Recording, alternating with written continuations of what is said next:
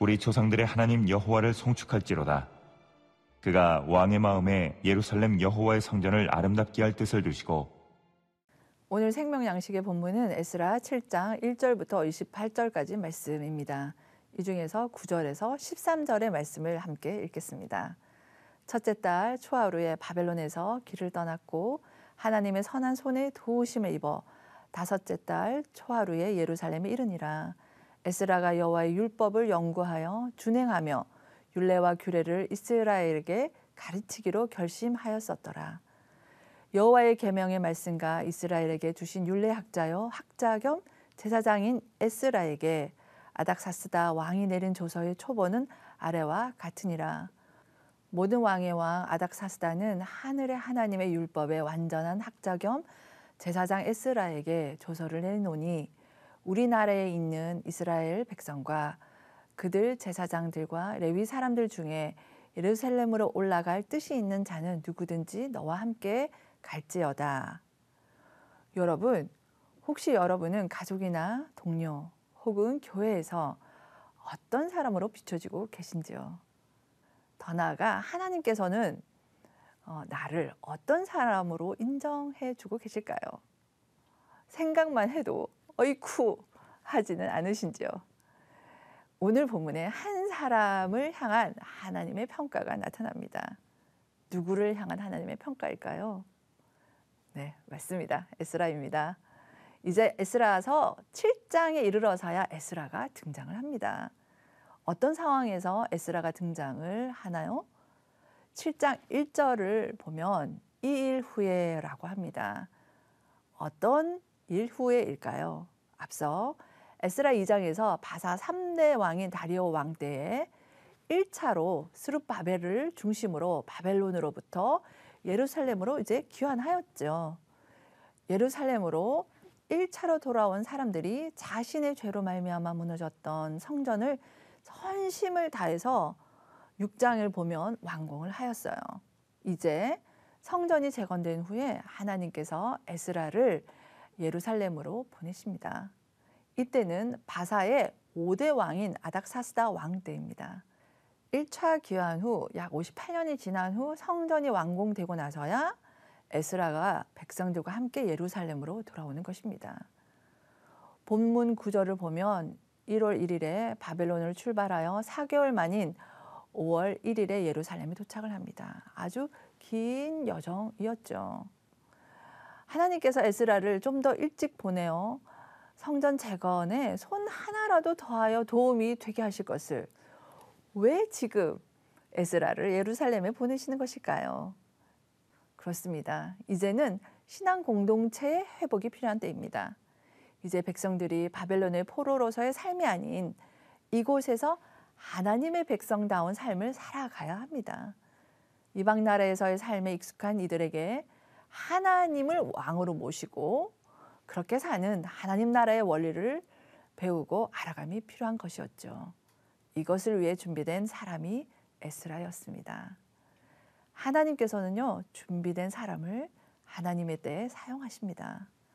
성경은 6절, 10절, 14절에서 에스라에 대해서 다음과 같이 소개합니다. 곧 하나님께서 에스라를 어떻게 인정하신지를 성경이 기록하고 있는 것이죠.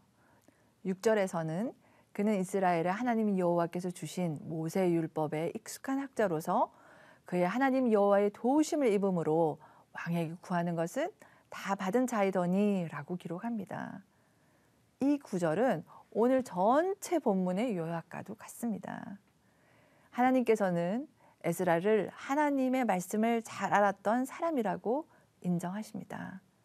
하나님만이 아닙니다. 그 당시 세계 최고의 권력자인 아닥사스다 왕도 본문의 11절, 12절, 14, 21, 25절에서도 반복하여서 에스라를 하늘의 하나님의 율법의 완전한 학자 겸 제사장 에스라라고 인정을 합니다.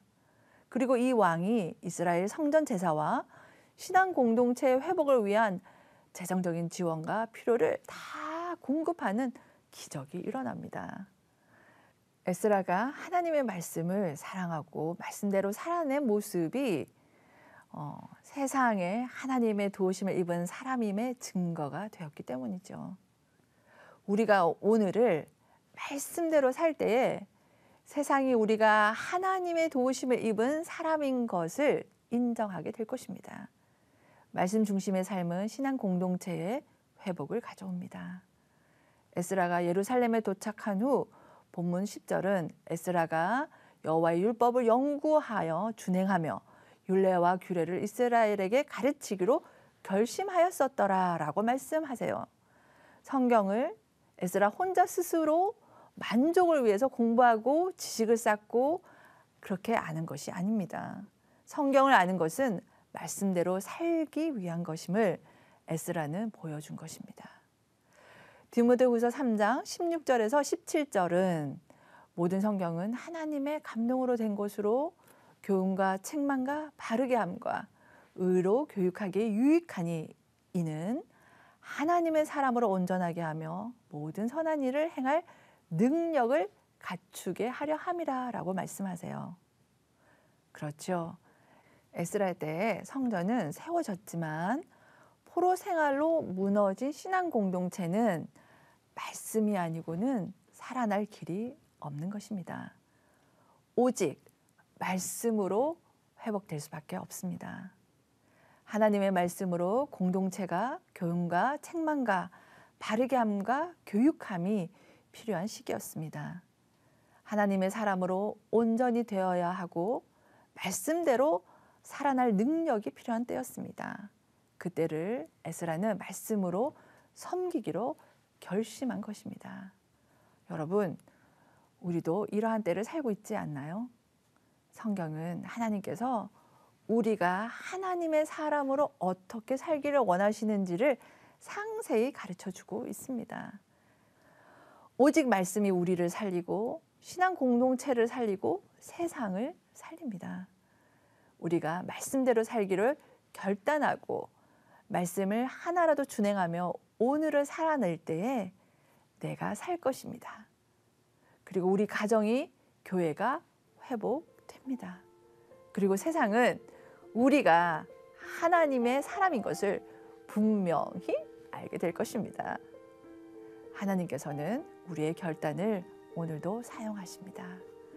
말씀의 능력이 우리 삶 속에 임하시도록 결단하며 오늘 하루를 살아갑시다.